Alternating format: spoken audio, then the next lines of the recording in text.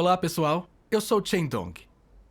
Como crentes, esperamos a graça e as bênçãos de Deus. Oramos e suplicamos com frequência em nosso coração, esperando que Deus resolva nossos problemas. Damos graças a Deus quando recebemos sua graça e bênçãos. Mas quando enfrentamos doença ou adversidade, nós nos queixamos. Deus aprova esse tipo de fé? Como cristãos, em qual busca nos empenhamos para seguirmos a vontade de Deus? Como devemos passar por tempos difíceis? Li um artigo de testemunho muito esclarecedor. O artigo se chama Buscar bênçãos está alinhado com a vontade de Deus? Eu gostaria de ler para vocês. Em 2018, eu aceitei a obra de Deus Todo-Poderoso dos últimos dias. Eu estava muito animado por poder acolher o retorno do Senhor. Não demorou, aprendi a compartilhar o Evangelho. Mas eu trabalhava durante o dia, e à noite eu estava cansado. Tinha dificuldade de me concentrar em meu dever. Queria sair do meu emprego e me dedicar a compartilhar o Evangelho. Mas minhas circunstâncias práticas não permitiam isso. Eu estava criando 5 filhos. E se não os mandasse para a escola, o governo me consideraria inapto para cuidar deles, e eles seriam tirados de mim. Havia muito estresse na minha vida.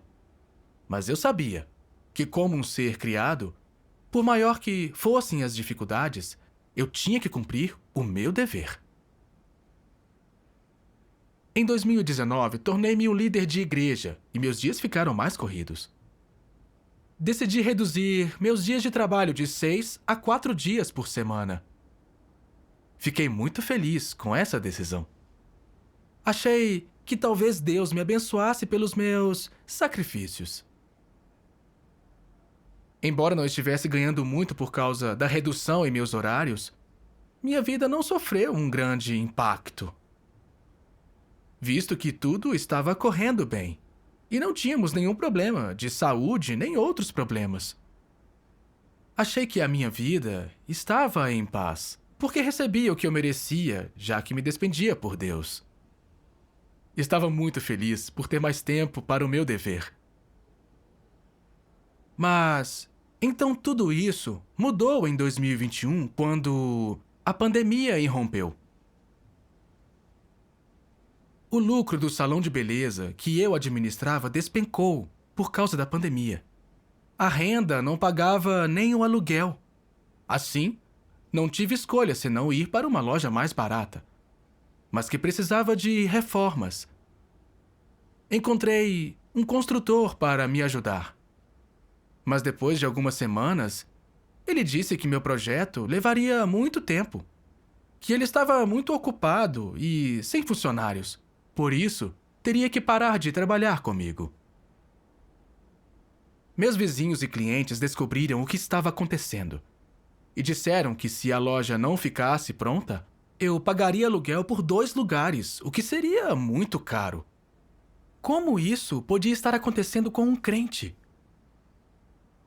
No início, confiante, eu lhes disse que tudo estava sob o governo e os arranjos de Deus e que eu não podia reclamar.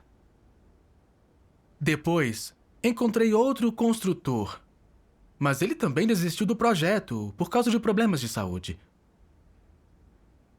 O tempo estava voando e a loja ainda não estava pronta. Durante 3 meses, eu paguei aluguel de 2 lojas ao mesmo tempo. Logo depois, houve um vazamento na loja nova. E o teto precisou ser destruído para encontrar de onde vinha a água. A mudança para a loja nova já tinha me custado umas 3.000 libras. Eu estava descontente e confuso. Por que isso aconteceria comigo? Por que tantos custos? Acreditei o tempo todo que Deus me ajudaria a encontrar um bom construtor. Mas esse construtor abandonou o trabalho após instalar só parte do aquecedor. E outro vazamento destruiu metade da reforma que ele tinha feito. Nessa época, eu peguei o coronavírus.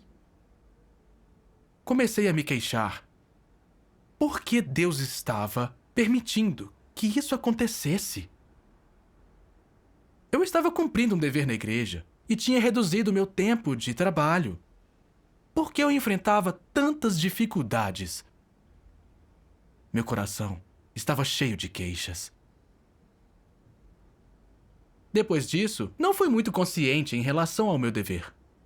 Eu ainda estava cumprindo o meu dever, mas meu coração não estava investindo nele. Eu estava preocupado com os problemas na minha loja. Eu estava num dilema, e com isso eu me desconcentrava nas reuniões. Eu sempre fazia um resumo depois das reuniões, mas não queria mais fazer isso. Eu também costumava sacrificar parte do meu sono para comungar com os outros e resolver problemas. Mas agora, quando me procuravam, eu nem queria atender a ligação. Eu costumava investigar se os irmãos estavam num estado bom ou não, se tinham dificuldades em seus deveres e comungar as palavras de Deus com base nas dificuldades deles. Mas agora eu não queria mais fazer esse trabalho. Eu estava ficando cada vez mais desleixado em meu dever.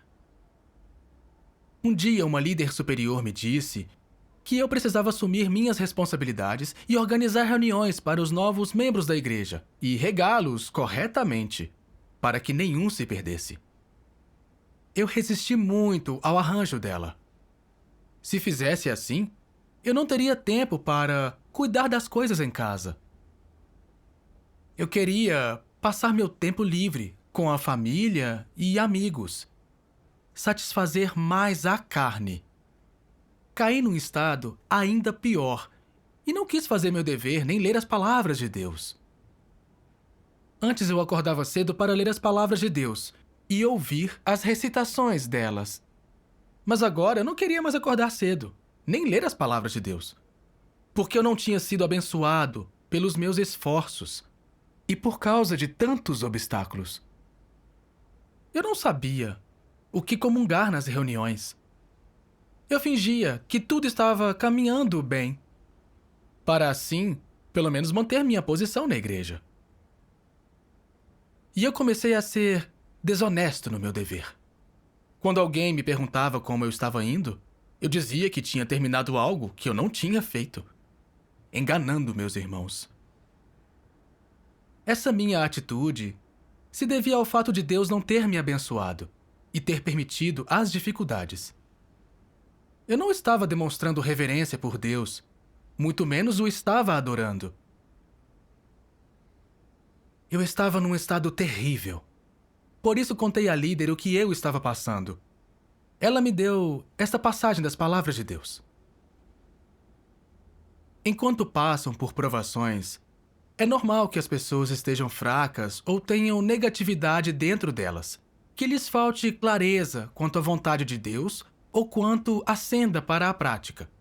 Mas em todo o caso, você deve ter fé na obra de Deus e não negar Deus, assim como Jó. Embora Jó fosse fraco e amaldiçoasse o dia em que nasceu, ele não negou que todas as coisas da vida humana foram concedidas por Jeová, nem que Jeová também é aquele que tira todas as coisas. Não importa quanto fosse testado, ele manteve essa fé. Na sua experiência, não importa que tipo de refinamento você passe por meio das palavras de Deus, o que ele exige da humanidade, em resumo, é sua fé e seu amor por ele. O que ele aperfeiçoa ao operar assim é a fé, o amor e as aspirações das pessoas. Deus faz a obra da perfeição nas pessoas, e elas não podem vê-la, não podem senti-la. Em tais circunstâncias, sua fé é exigida.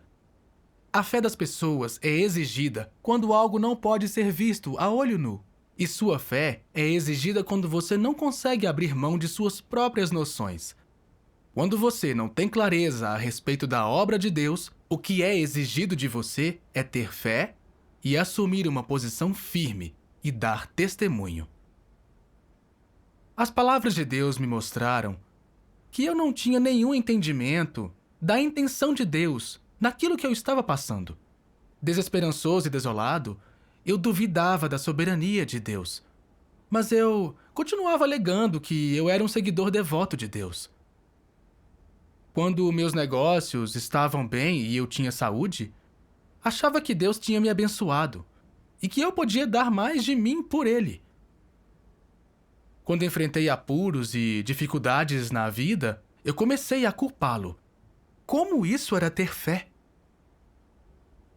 Quando Jó perdeu todos os bens da família e até todos os filhos, ele não culpou a Deus, mas louvou o nome dele.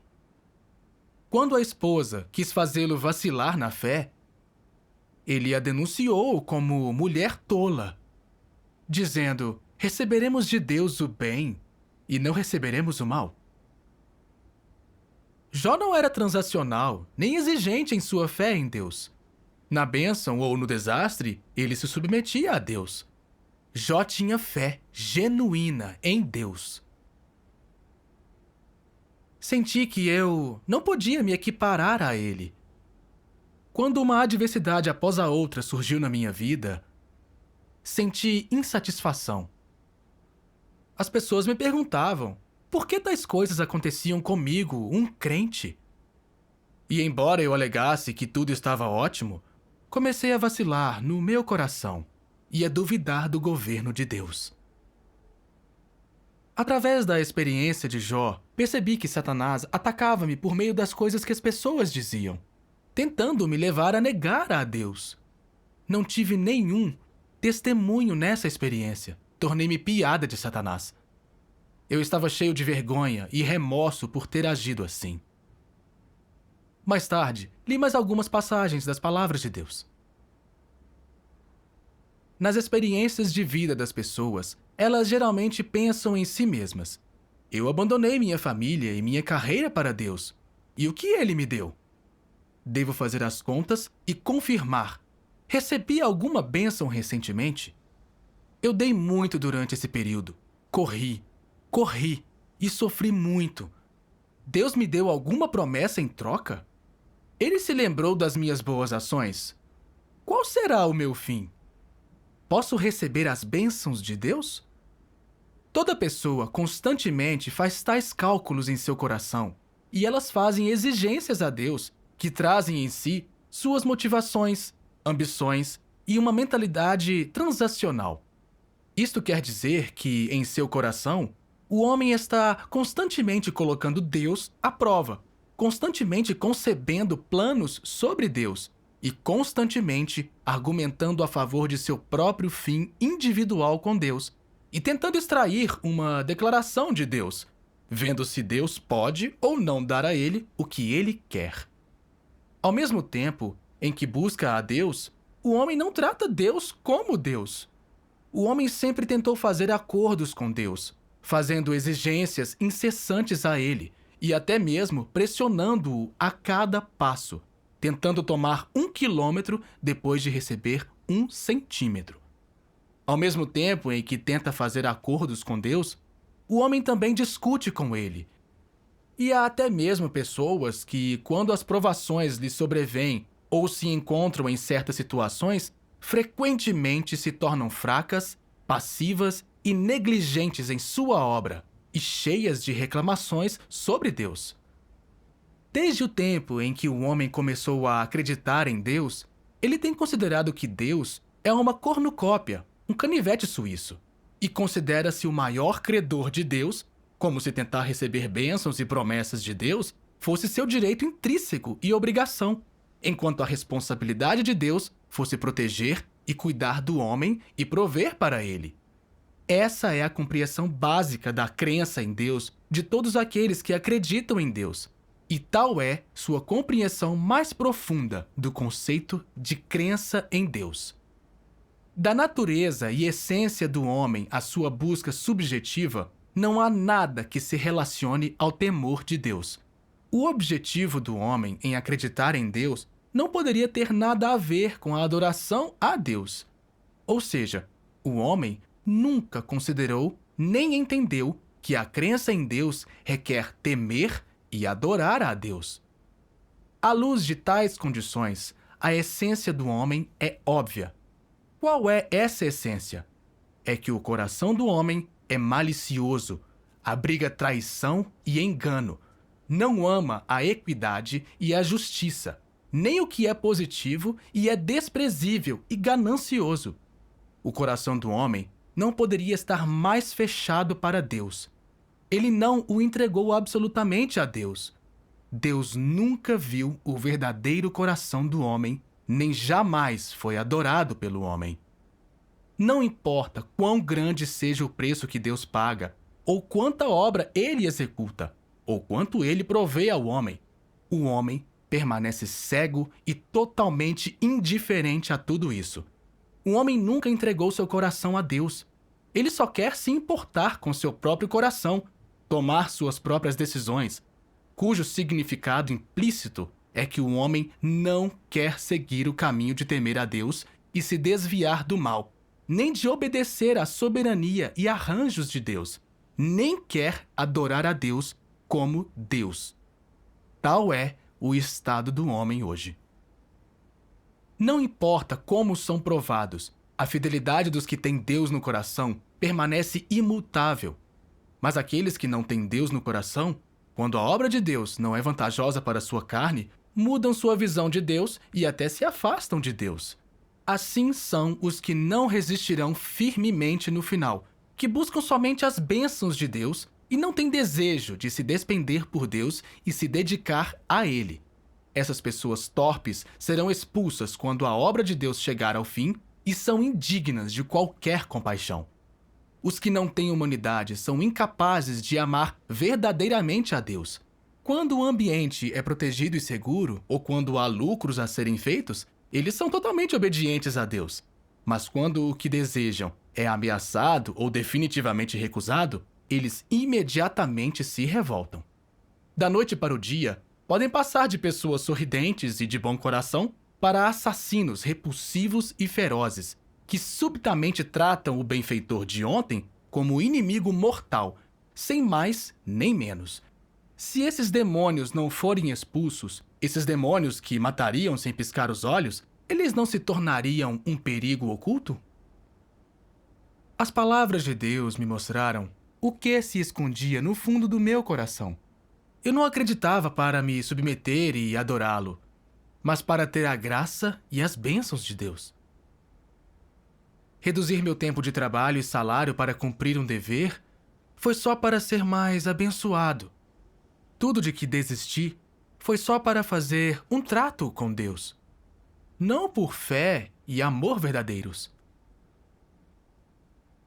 Quando os problemas começaram a aparecer, eu permaneci forte em meu dever, pois achava que as adversidades passariam e então Deus me abençoaria ainda mais. Mas as dificuldades continuaram. Deparei-me com problemas na loja nova e perdi muito dinheiro.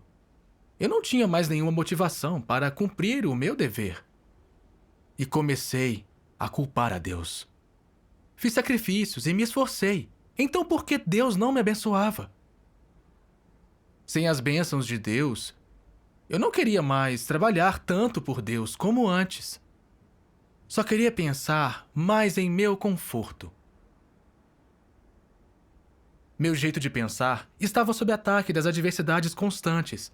E em todas essas lutas, não busquei a vontade de Deus, nem como praticar a verdade e permanecer firme.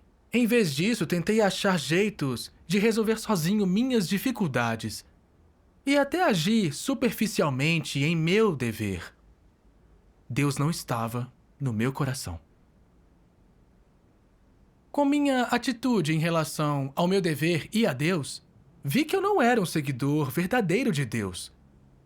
Eu sempre alegava amar a Deus, mas culpava a Deus quando enfrentava adversidades. Discutia tentando acertar as contas. Exatamente como Deus disse. Da noite para o dia, podem passar de pessoas sorridentes e de bom coração para assassinos repulsivos e ferozes, que subitamente tratam o benfeitor de ontem como um inimigo mortal, sem mais nem menos.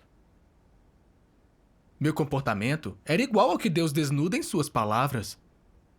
Só cumpria bem meu dever quando Ele me abençoava. Eu agia igual a um credor. exigindo o que eu queria de Deus. Mas Deus me deu a vida, Ele me deu tudo. Ele me deu mais do que o suficiente. Por que eu queria repreendê-lo, discutir e argumentar com Deus? Eu lutei com ele ao não cumprir bem o meu dever. Enquanto refletia sobre isso, sentia vergonha. Se não me arrependesse diante dele, Deus não detestaria e expulsaria uma pessoa igual a mim?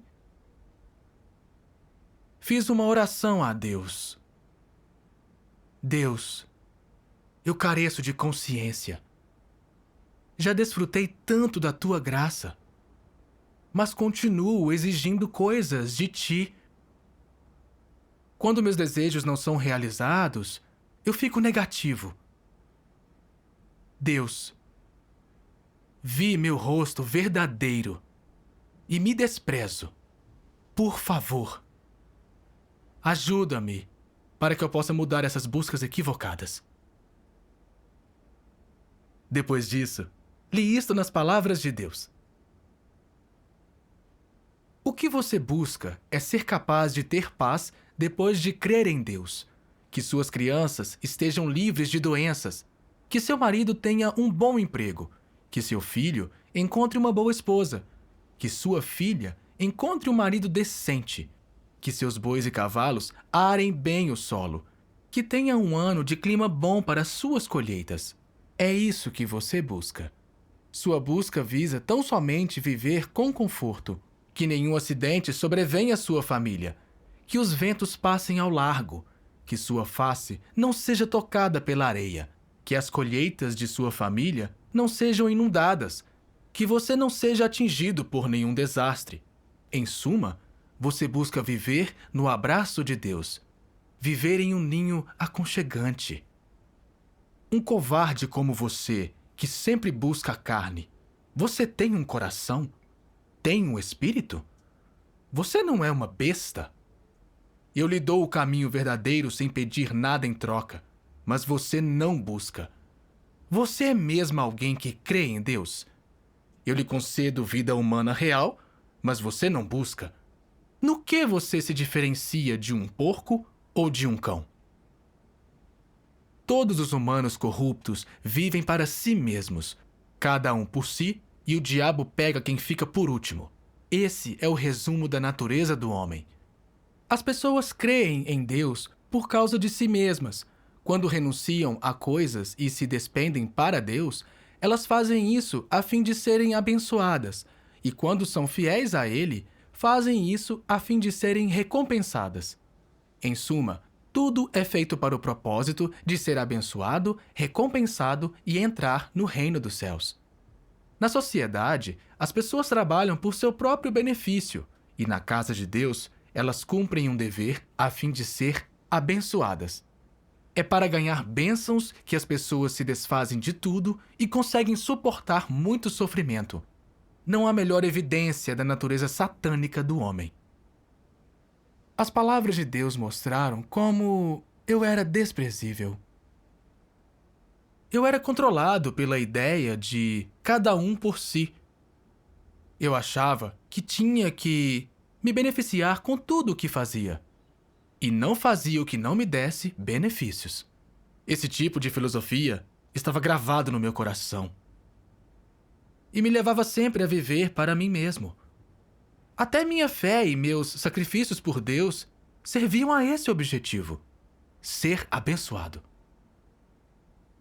Estava enganando a Deus. Eu era uma pessoa muito egoísta e astuta. Sempre buscava meus interesses e jeitos de ganhar graça e bênçãos de Deus. Quando vi que Deus não me abençoava como eu tinha imaginado, senti-me péssimo e cheio de queixas. Qual era a vontade de Deus nessa situação? Eu não buscava nem ponderava, e não me importava. Eu só me concentrava em meus interesses carnais. Eu não estava perdendo chances de ganhar a verdade. Deus se tornou carne nos últimos dias para nos salvar. Ele falou tantas palavras, derramando seu sangue, suor e lágrimas por nós, para que através dessas palavras e verdades pudéssemos escapar do mal, da corrupção e danos de Satanás. Mas eu não buscava a verdade, eu a menosprezava. Eu não valorizava essa chance de ser salvo. Eu cobiçava confortos da carne, só calculava e pensava nisso. Se eu continuasse agindo assim, o que Deus teria feito comigo?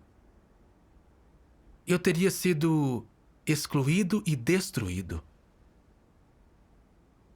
Eu fiz uma oração. Deus, por favor, salva-me. Permita que eu me conheça e encontre uma senda de prática. Passei a fazer essa oração todos os dias. Mais tarde, li isto nas palavras de Deus. Você pode pensar que crer em Deus é uma questão de sofrer ou de fazer todo tipo de coisas para Ele. Você pode pensar que o propósito de crer em Deus é para que a sua carne esteja em paz, ou para que tudo corra bem em sua vida, ou para que você possa estar confortável e tranquilo em todas as coisas. No entanto, nenhuma dessas coisas é um propósito que as pessoas deveriam vincular à sua crença em Deus. Se você acredita com esses propósitos, então sua perspectiva está incorreta e é simplesmente impossível que você seja aperfeiçoado. As ações de Deus, o justo caráter de Deus, sua sabedoria, suas palavras, sua maravilha e insondabilidade são todas coisas que as pessoas devem entender. Tendo esse entendimento, você deveria usá-lo para tirar de seu coração todas as exigências, esperanças e noções pessoais. Somente ao eliminar essas coisas é que você pode cumprir as condições exigidas por Deus. E é somente ao fazer isso que você pode ter vida e satisfazer Deus. O propósito de crer em Deus é satisfazê-lo e viver o caráter que Ele requer, de tal modo que suas ações e sua glória possam se manifestar através deste grupo de pessoas indignas. Essa é a correta perspectiva para crer em Deus e também é a meta que você deveria buscar. Não há correlação entre o dever do homem e se ele é abençoado ou amaldiçoado. O dever é o que o homem deve cumprir, é sua vocação providencial, e não deveria depender de recompensa, condições ou razões. Só então ele está fazendo o seu dever. Ser abençoado é quando alguém é aperfeiçoado e desfruta das bênçãos de Deus após experimentar julgamento. Ser amaldiçoado é quando o caráter de alguém não muda depois de ter experimentado castigo e julgamento. É quando não experimenta ser aperfeiçoado, mas sim punido. Mas independentemente de ser abençoados ou amaldiçoados, os seres criados devem cumprir seu dever, fazer o que devem fazer e fazer o que são capazes de fazer. Isso é o mínimo que uma pessoa que busca a Deus, deveria fazer. Você não deve fazer o seu dever apenas para ser abençoado e não deve se recusar a agir por medo de ser amaldiçoado. Deixe-me dizer-lhes uma coisa só. O desempenho do homem, de seu dever, é o que ele deve fazer. E, se ele é incapaz de desempenhar seu dever, então isso é a sua rebeldia. Muitas vezes aleguei ter fé verdadeira em Deus, mas então percebi que isso era só a minha imaginação. Minha fé era igual ao que Paulo disse em 2 Timóteo 4, 7 e 8. Combati o bom combate. Acabei a carreira. Guardei a fé desde agora. A coroa da justiça me está guardada. Paulo esperava uma coroa de justiça após seu serviço para o Senhor. E este também era o meu objetivo, ser abençoado. As palavras de Deus me mostraram o que é ter fé e a busca correta que eu deveria ter em minha fé. Estava disposto a mudar a senda errada em que estive, pois ela só me levaria a tornar-me um inimigo de Deus. Eu era igual a uma criança que não estava sendo um bom filho para os pais, que só queria algo deles. Esse tipo de filho não será favorecido pelos pais e só lhes causará dor. Minha motivação e perspectiva na fé eram vergonhosas. Que tipo de recompensa eu esperava ganhar de Deus? Eu já tinha desfrutado tanto de sua graça e bênçãos, e ganhado sustento das verdades em suas palavras e seu cuidado e proteção. Sem falar do ar que eu respirava, do calor do sol, do meu pão de cada dia. Tudo isso é providenciado por Deus. Até minha vida me foi dada por Deus. Como eu poderia retribuir o amor do Criador? Mesmo dando todo o meu ser, não poderia remunerá-lo. Ainda assim, eu culpava a Deus, discutia e tentava acertar as contas. Eu carecia de humanidade, não tinha autoconsciência. Seguia a Deus e cumpria meu dever, o que era minha responsabilidade, o básico a se fazer. Era uma chance de Deus para buscar a verdade e ganhar a salvação. Se não cumprisse meu dever, eu não poderia ganhar a verdade, nem mudar meu caráter corrupto. Cumprir meu dever não deveria ser um acordo que faço com Deus. Graças a Deus. Agora percebo que cumprir um dever é o que um ser criado deve fazer. É sua responsabilidade. Também entendo que não importam as dificuldades. Se adoecer ou se os negócios não forem bem, eu devo aceitar e não me queixar. Essas são a razão e atitude que devo ter como um ser criado. Sou grato a Deus por esse tipo de entendimento. Não ganho muito dinheiro agora, e a qualidade da minha vida é um pouco mais baixa. Mas sou mais frugal do que antes. Estou gastando menos. Ainda consigo sobreviver. Não posso permitir que problemas de saúde na minha vida impactem minha atitude em relação ao meu dever. Continuo oferecendo ajuda aos irmãos, tentando concluir toda a tarefa em meu dever.